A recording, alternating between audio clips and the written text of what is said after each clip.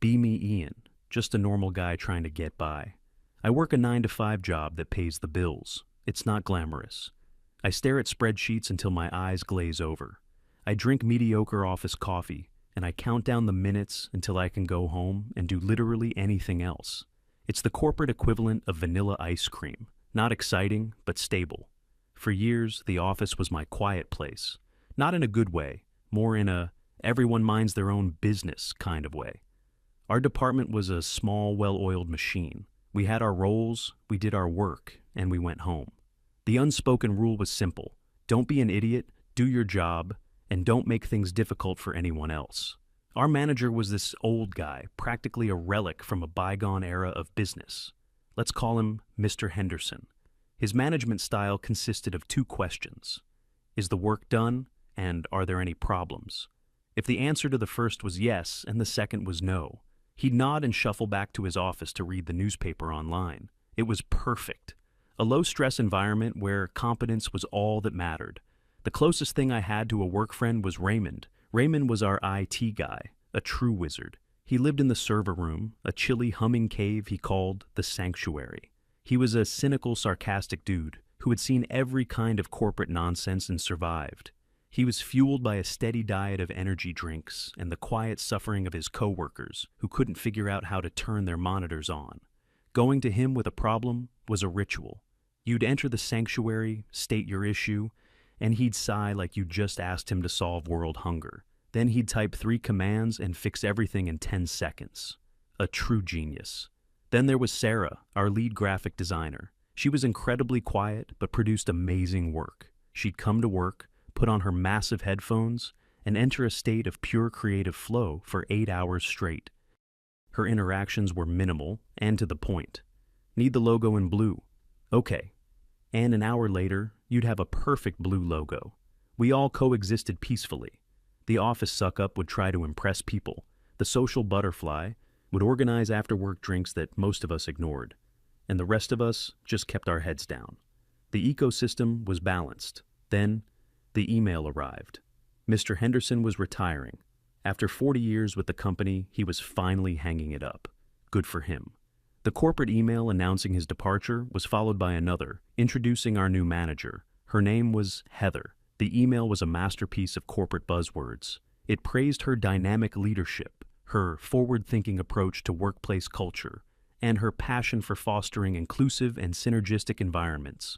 I read that sentence and felt a cold dread creep up my spine. Raymond sent me a message on the internal chat. R.I.P. us. I knew he was right. Heather arrived a week later. She had that specific look of someone who believes their job is not to manage a team, but to enlighten the peasants. She had a haircut you could set a level on and wore sharp, uncomfortable-looking business attire. She walked in on her first day like she was liberating a third-world country. The first team meeting was a sign of things to come. We all gathered in the conference room. Mr. Henderson's meetings used to last 10 minutes. Here's what we need to do. Any questions? No? Good. Get to it. Heather's first meeting lasted 2 hours. We didn't talk about a single work-related project. Instead, we did icebreakers.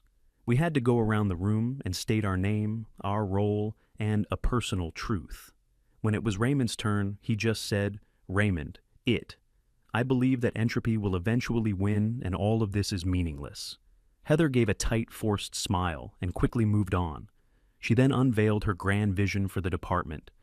She talked for an hour straight about reevaluating our core principles, breaking down old hierarchical structures, and creating a safe space for vulnerability. I just wanted to go back to my desk and finish a report that was due by 3 p.m. The next few weeks were a slow-motion descent into corporate hell. First, she rearranged the entire office layout. She got rid of our cubicles, which she called isolating boxes of conformity. She replaced them with a massive open-plan layout with hot desks. No one had an assigned seat. You just had to find an empty spot every morning. It was supposed to encourage collaboration. In reality, it just meant you could hear every single phone call, every cough, and every painfully loud keystroke from the guy who types with only his index fingers. Productivity plummeted. Sarah couldn't concentrate with all the noise. Raymond barricaded himself in his server room and refused to come out unless it was a level 1 emergency. Then came the mandatory weekly workshops.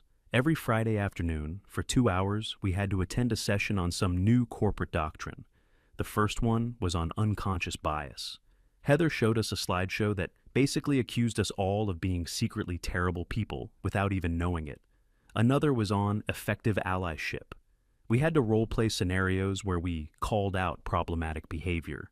The office suck-up, a guy named Tim, absolutely loved it.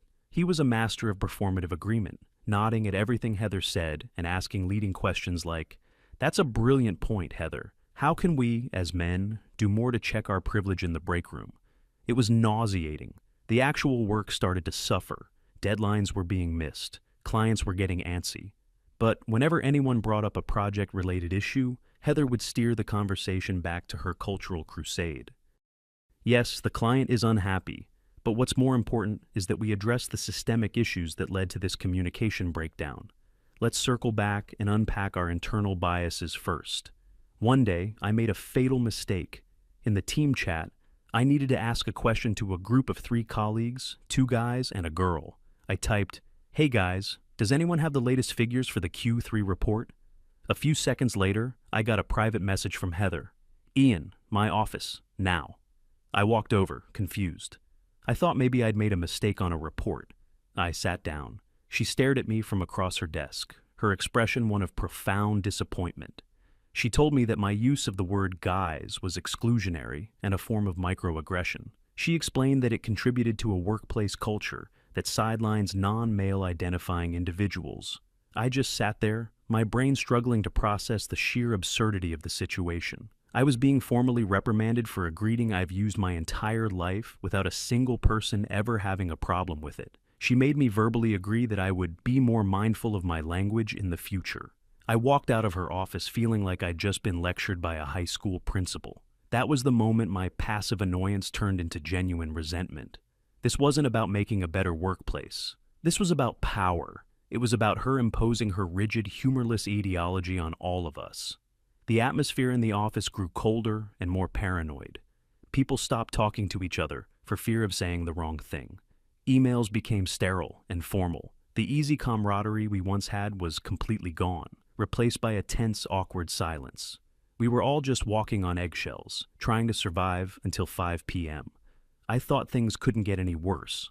I was wrong. One morning, we all received a calendar invite for a mandatory department-wide policy announcement. The meeting was in an hour. No other details were provided. A sense of dread filled the open plan office. We all knew this was going to be bad. We filed into the conference room. Heather was standing at the front, next to a whiteboard. She had a look of grim determination on her face, like a general about to send her troops into battle. "Thank you all for coming," she began. "I've been observing our department's culture for the past few months, and while we've made some progress, there is still much work to be done." Oh boy, here we go. She talked about the importance of identity and recognition. She said that to truly be an inclusive space, we needed to go beyond just avoiding harmful language. We needed to proactively affirm each other's identities. And then she dropped the bomb. Effective immediately, it is now company policy for this department that all employees must display their personal pronouns in their email signatures and all internal communication profiles. The room was utterly silent. You could have heard a pin drop on the industrial-grade carpeting. She continued, her voice rising with evangelical fervor. "This will eliminate any ambiguity and prevent the painful experience of being misgendered. This is a crucial step toward building a workplace of true psychological safety." She turned to the whiteboard and wrote down examples. John Doe, he/him. Jane Smith, she/her. Alex Ray, they/them. She then said the words that sealed her fate. "This is not optional. This is a mandatory requirement. Refusal to comply will be noted in your performance reviews and may result in disciplinary action. We expect everyone to have their profiles updated by the end of the day. An email with detailed instructions will be sent out shortly." She looked around the room, expecting applause or at least nods of agreement. All she got were blank, soul-crushing stares, except, of course, from Tim the suck-up. "Heather, this is such a brave and necessary step," he gushed. "Thank you for being a true leader." She gave him a grateful smile. The rest of us just sat there, stunned. This was it, the final straw. It wasn't about the pronouns themselves, it was about being forced. It was the authoritarian mandate, the threat of punishment for not conforming to her specific worldview. She was turning our workplace into a re-education camp, and our email signatures were to be our public declarations of loyalty. The meeting ended. We shuffled back to our desks in a daze. A moment later, the promised email arrived. It was long and filled with condescending explanations of what pronouns are, why they're important, and a step-by-step guide on how to update our profiles. It reiterated the threat. Compliance was mandatory. As if on cue, a notification popped up from our team chat. Tim had updated his profile. His name now read, Tim Brewer, he/him, Allie. I stared at the screen, feeling a level of impotent rage I hadn't experienced in years. This was no longer just an annoying job. It had become a battle of wills. I couldn't just quit. I needed the job, but I couldn't just roll over and accept this. My mind was racing. What could I do? What could any of us do? We were trapped. She had all the power. She had corporate policy and the entire HR industrial complex on her side. Any form of direct protest would be professional suicide. We'd be branded as bigots and fired before we could even pack our desks. I leaned back in my chair, feeling utterly defeated. Then, my computer's chat program pinged. It was a private message from Raymond. Come to the sanctuary. We need to talk. I walked over to the server room, my footsteps echoing slightly in the unnaturally quiet office. The air was thick with tension. Everyone was at their desk, staring at their screens, probably contemplating the same thing I was, surrender or annihilation. I pushed open the heavy door to the sanctuary. The blast of cold air hit me first, followed by the low, constant hum of the server racks. Raymond was sitting in his throne, a worn-out gaming chair, bathed in the blue glow of his multiple monitors. An open can of some neon green energy drink sat sweating on a stack of old hard drives. He didn't turn around. He just pointed to a rickety stool he kept for visitors. I sat down, the silent stretch for a moment, broken only by the fans. So, he finally said, his eyes still glued to a screen filled with scrolling code. The Queen has issued her decree. I told him I was at a loss. I explained how I saw no way out of this. Any pushback would be career suicide. We'd be painted as troublemakers and probably fired for creating a hostile work environment. Raymond took a long sip of his drink, then slowly swiveled his chair to face me. For the first time that day, I saw a glint in his eyes. It wasn't despair. It was the look of a man who enjoys a complex problem. You're thinking like a pawn, Ian, he said. You're thinking about how to fight her rules. That's a losing game. The trick is not to break the rules, but to follow them so perfectly that they break her. I must have looked confused because he leaned forward. It's a concept from the old internet forums, malicious compliance. He laid it out for me. The logic was so simple, so elegant. It was beautiful. Heather's power came from her rigid, unassailable moral high ground. She had built a fortress of corporate buzzwords and HR policies. Attacking it head-on was impossible. But every fortress has a flaw. Hers was hypocrisy. She demanded we state our pronouns to respect personal identity. The unspoken assumption was that we'd all use the standard, boring ones she put on the whiteboard, but the policy didn't say we had to. Her entire ideology was based on the premise that a person's self-declared identity is sacred and must be accepted without question. If we declared our identities, she would be forced to accept them.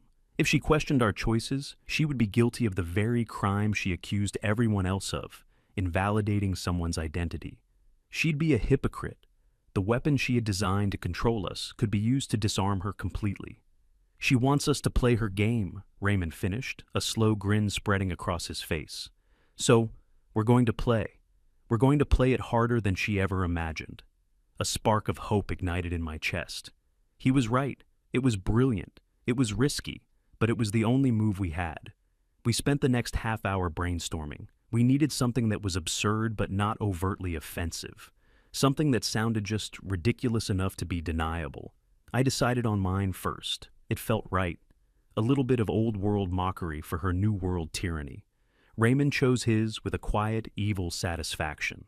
The next step was crucial. This couldn't just be the two of us. It had to be a movement, a quiet, grassroots rebellion. We had to pick our first allies carefully. We started with Dave, a guy from the analytics team. He was a military veteran, a no-nonsense guy who had been openly complaining about Heather's workshop since day one. I sent him a message. "Got a minute? Meet us in the back stairwell." He showed up a few minutes later, looking wary. Raymond laid out the plan. Dave listened, his expression unreadable. When Raymond finished, Dave was silent for a long moment. Then he broke into a wide grin. "I'm in," he said. "Count me in." Next was the big test, Sarah. She wasn't a complainer, she kept to herself. But we knew Heather's open office plan and constant interruptions were killing her productivity and stressing her out. She represented the silent, competent majority who just wanted to be left alone. If we could get her on board, we knew the idea had merit beyond just a few disgruntled guys. I walked over to her desk. She had her headphones on, her eyes locked on a complex design she was working on. I gently tapped her shoulder. She jumped, startled. She pulled one side of her headphones off, looking annoyed at the interruption. "Sorry to bother you, Sarah," I started, "but a few of us are planning a coordinated response to the new email policy. It's a bit unconventional. Are you interested?" I explained the plan of malicious compliance.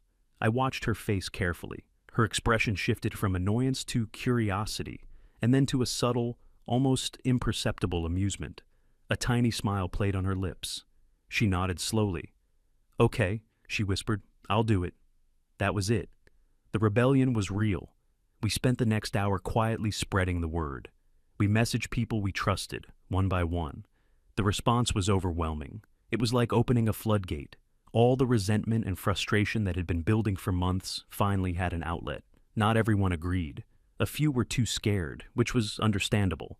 They just wanted to keep their heads down. We told them that was fine, no pressure. By lunchtime, about half the department was in on the plan. It was time to fire the first shot. I went back to my desk, my heart pounding. I opened up my email settings. With a deep breath, I typed it in. Ian Miller, Senior Analyst Pronouns. His Majesty / His Lordship. I hit save. A wave of adrenaline and fear washed over me. There was no going back now. A moment later, a department-wide email went out from Raymond. The subject line was Server Maintenance Update. I opened it. It was a standard IT notification, but at the bottom, there was his new signature. Raymond Lee, IT Systems Administrator, Pronouns, Master / Overlord. A beautiful, glorious act of defiance. For a few minutes, nothing happened. Then, the notification started. Dave from Analytics updated his profile. His pronouns were now Captain / Captains. A woman in accounting changed hers to Your Excellency / Her Excellencies. Sarah, true to her subtle nature, updated hers to Faye / Fair. It was perfect. Just nerdy and obscure enough to be plausible. The dominoes began to fall, one by one. The Chosen Ones / The Chosen Ones. The Grand Poobah / The Grand Poobahs. Apex / Predator. One of the younger guys in marketing, a known robot enthusiast, changed his to Beep / Boop. The team chat, which had been a ghost town, slowly flickered to life. It started with work-related questions, but now they were phrased according to the new reality. Quick question for Captain. Does His Majesty have the final numbers for that report? Affirmative. I sent them to Master's inbox an hour ago. The office suck-up Tim was completely silent. His he/him, alley signature now looked painfully out of place. A monument to his failed attempt to curry favor. The atmosphere in the office had transformed. The tension was still there, but it was different. It was no longer the oppressive dread of before. It was the electric, giggling tension of a classroom prank in progress. People were trying so hard not to laugh. You'd see someone staring at their screen, their shoulders shaking silently. We were all waiting for Heather to notice. It took her about an hour. We knew she'd seen it when we heard a sharp, frustrated noise come from her glass-walled office. She stood up and paced back and forth for a few minutes, her hands on her hips. Then, she marched out of her office and strode directly to my desk. The whole office went quiet. Everyone was watching. "Ian," she said, her voice dangerously calm, "what is the meaning of this?" She pointed a trembling finger at my monitor, where my signature was displayed in an email. I took a breath and looked up at her, trying to keep my face as neutral as possible. The meaning of what, Heather? I asked innocently. Your signature, she hissed. His Majesty? What is that supposed to be? I adopted a slightly hurt expression. Those are my pronouns, Heather. I thought the new policy was to encourage us to share our authentic selves. Her face went through about 5 different emotions at once. Confusion, rage, disbelief. That's not a pronoun, she sputtered. It is to me, I said calmly. It's how I identify. I thought the whole point of this was that we don't get to question how other people identify. I had her. I had used her own logic against her, and she knew it. She stood there, her mouth opening and closing, but no words came out. She couldn't punish me. She couldn't even reprimand me. If she did, she would be proving that the entire policy was a sham. It was never about identity. It was about control. Finally, she just turned on her heel and stormed over to Raymond's server room. We all watched. This was the main event. She flung the door open. We couldn't hear what was being said, but we could see her through the small window in the door, gesticulating wildly. Raymond just sat in his chair, not even looking at her. We could see him occasionally shrugging. After about 5 minutes, she came stomping back out, her face the color of a ripe tomato. She slammed the server room door shut. She marched back to her office without looking at anyone and slammed her own door. A collective, silent cheer went through the office. We had won the first battle. The rest of the afternoon was one of the most surreal experiences of my life. Work had to continue. Emails had to be sent. And the new rule had to be followed by everyone, including Heather. Around 4 p.m., she sent out an email about an upcoming project meeting. She had clearly tried to avoid it, but she had no choice. She had to address some of us directly. The email read, I am scheduling a meeting for tomorrow. I need Ian and Raymond and Sarah to be there. She had just used our names, but in our new system, that was misgendering. Raymond replied to all a minute later. Heather, I'm happy to attend, but in the future, please use my correct pronouns. I find it disrespectful to be referred to simply by my name. As the policy states, this is crucial for psychological safety. Thank you. Master Raymond, it was a checkmate, a public one. The entire department saw it. Heather was trapped, completely and utterly trapped in the cage she had built for us. A few moments later, a corrected email appeared in our inboxes. It was from Heather. Her tone was dripping with barely concealed fury. Correction, I am scheduling a meeting for tomorrow. I need His Majesty, and Master, and Faye to be there. The office erupted in silent, joyous victory. The next day, the chaos deepened. The morning meeting was a masterclass in absurdity. Heather stood at the front of the room, looking like she hadn't slept all night. Good morning, she said through clenched teeth. Let's start with project updates. Captain, how are we doing on the marketing analytics? Dave stood up, cleared his throat, and gave his update in a perfectly professional tone, as if nothing was out of the ordinary. It went on like that for an hour. Every interaction was a bizarre dance of corporate procedure and farcical titles. Your Excellency, has the finance report been approved? Yes, the chosen one has it now. Productivity ground to a halt. A simple 5-minute conversation now took 15, as people navigated the linguistic minefield. You could see the toll it was taking on Heather. Her forced smile grew tighter and tighter. Her eyes started to twitch. She was losing control, and she knew it, but she was too proud and too invested in her ideology to admit defeat. She doubled down. She started sending out articles about the importance of neo-pronouns, trying to pretend that this was the outcome she had wanted all along. It was a desperate attempt to regain control of the narrative, but it only made her look more foolish. We were living in a state of passive-aggressive Cold War. The work was still, technically, getting done, but the entire social fabric of the office had been replaced with this absurd new system. And then, things escalated. We got a new project, a big one. It was for one of our oldest and most important clients, a massive, very conservative manufacturing company from the Midwest. Their CEO was a legendary old-school businessman who did not have time for nonsense. Heather announced the project in a team meeting, emphasizing how critical it was. This is our top priority for the next quarter. There is no room for error. We need to be professional and efficient. She assigned the core team, me as the lead analyst, Raymond handling the technical integration, and Sarah for all the design and branding work, the 3 of us. His Majesty, the Master, and Faye. We were now the public-facing team for a multi-million-dollar project, reporting to a client who probably thought HR was just a typo. I looked over at Raymond. He caught my eye and gave me a very, very slow wink. The stage was set. The final act was about to begin. The first few days of the new project were an internal nightmare. We tried to keep the absurdity confined to our own team, but it was impossible. Every internal email, every project management ticket, every chat message was a monument to our new reality. Master requests that His Majesty review the attached data before Faye can finalize the branding mock-ups. It was like running a Fortune 500 company using the rules of a fantasy role-playing game. Heather was the project overseer, which meant she was forced to participate. She was the unwilling dungeon master of our corporate D&D campaign. Her project update emails to senior management were works of art. She would contort her sentences into pretzels, trying to avoid using our pronouns. But Raymond had made it clear that not using them was a violation of policy. So she would bury them in corporate jargon.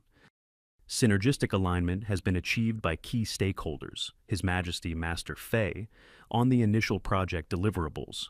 We all knew this couldn't last. The internal chaos was one thing, but this project required direct communication with the client.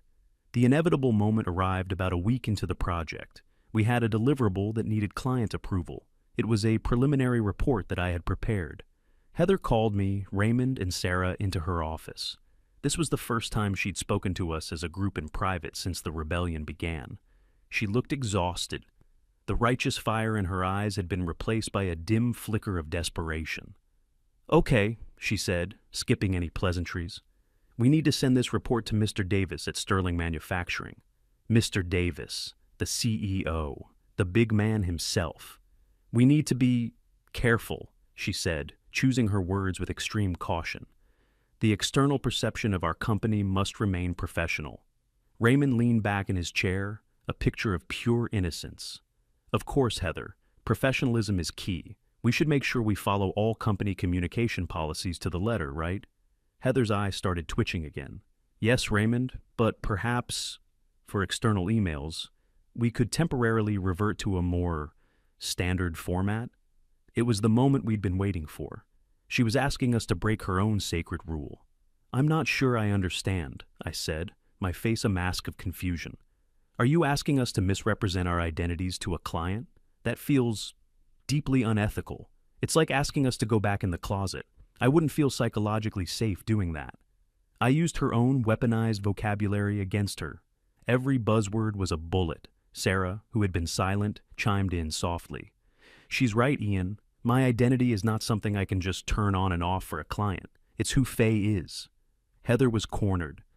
She looked from me to Raymond to Sarah, her face a mixture of fury and helplessness. She knew we had her. If she forced us to use standard signatures, we could file an HR complaint against her for creating a discriminatory and hostile environment. If she let us use our real signatures, she knew it would lead to disaster. She had to choose between two different flavors of career-ending poison. She finally slumped in her chair, defeated. "Fine," she muttered. "Just send the email." We left her office. The three of us walked back to our desks without saying a word. But the shared sense of victory was palpable. The task of sending the email fell to me. I drafted it carefully. The body of the email was perfectly professional. It was concise, clear, and attached the report, as promised. Then I added the signature. Ian Miller, Senior Analyst, Pronouns. His Majesty / His Lordship. I hit send. The email shot out into the ether. A digital time bomb on its way to the inbox of a very serious, very powerful man. And then we waited. For the rest of the day, an eerie calm settled over the office. Everyone knew what had happened. The fate of our department, and of Heather, now rested in the hands of Mr. Davis. The next morning, I came into work expecting to see the mushroom cloud. But there was nothing. No angry emails, no panicked calls. Maybe he hadn't seen it. Maybe his assistant handled it. The quiet continued through lunch. Heather stayed in her office with the door closed. Just as we were starting to think we'd gotten away with it, a man in a very expensive suit walked into our department. He wasn't from our building. He had the unmistakable aura of corporate with a capital C. He strode through the open plan office like a shark gliding through a fish tank. He was followed by our site's HR director, who looked incredibly nervous. The man in the suit was Mr. Sterling, the vice president of our entire division, the big boss. The guy whose name you only heard in hushed, reverent tones. He didn't say a word to anyone. He walked straight to Heather's office and knocked once before entering. He left the HR director standing outside like a sentry. He closed the door. The entire office held its breath. You could hear keyboards clicking to a stop. No one was even pretending to work. We were all just watching that closed door. We couldn't hear anything for about 10 minutes. Then the door opened. Mr. Sterling walked out, his face like stone. He didn't look at any of us. He just walked out of the department, the HR director trailing nervously behind him.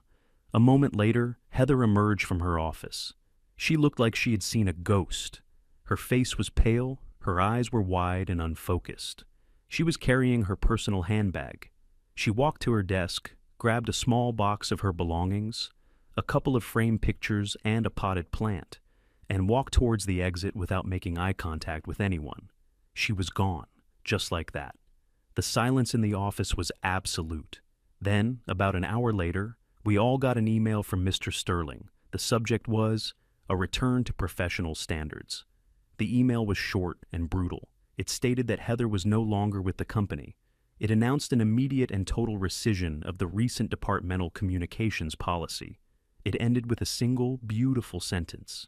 "Your email signature will contain your name, your job title, and nothing else. Your focus is to be on your work and on serving our clients with excellence. No exceptions." A quiet cheer spread through the office. It was a ripple at first, then a wave. People were smiling for the first time in months. I opened my email settings and deleted the line about my pronouns. It felt like taking off a heavy, ridiculous costume. The spell was broken. That afternoon, I walked over to the sanctuary. Raymond was leaning back in his chair, looking at his monitor. He was deleting his own signature. "So," I said, "we did it." He swiveled around, a rare, genuine smile on his face. Never underestimate the power of following the rules to the letter. He held up his energy drink. "To malicious compliance." "To malicious compliance," I said. The aftermath was surprisingly smooth. Corporate sent in a temporary manager, a guy from another department. He was like Mr. Henderson 2.0. His only concern was getting our numbers back up. The office quickly returned to its old, productive, and blessedly boring rhythm. The open plan office stayed, unfortunately. You can't win them all. But the oppressive atmosphere was gone. People started joking with each other again. The invisible wall of fear had crumbled. We never found out exactly what Mr. Davis said to Mr. Sterling, but we could piece it together. Apparently, he got my email and was so utterly bewildered by the signature that he called Mr. Sterling directly, a man he'd known for 20 years. The conversation probably started with, "What the hell kind of circus are you people running over there?" Mr. Sterling, a man who cared about profit and professionalism above all else, investigated. He found the months of bizarre mandatory trainings, the plummeting productivity, and our glorious coordinated rebellion. He didn't see an inclusive workplace. He saw a department in flames, led by an ideological zealot who was actively costing the company money and jeopardizing a multi-million-dollar account. The decision to fire her was probably the easiest one he made all year. The story of our little rebellion became a quiet office legend. The new employees who came in later would sometimes hear whispers about the pronoun wars. Life went on. I still stare at spreadsheets. The coffee is still mediocre. But we won. We didn't do it by shouting or protesting. We did it by taking a stupid authoritarian rule and following it until it collapsed under the weight of its own absurdity. We just wanted to be left alone to do our jobs. And in the end, that's exactly what we got. Justice, served cold, the way it's meant to be.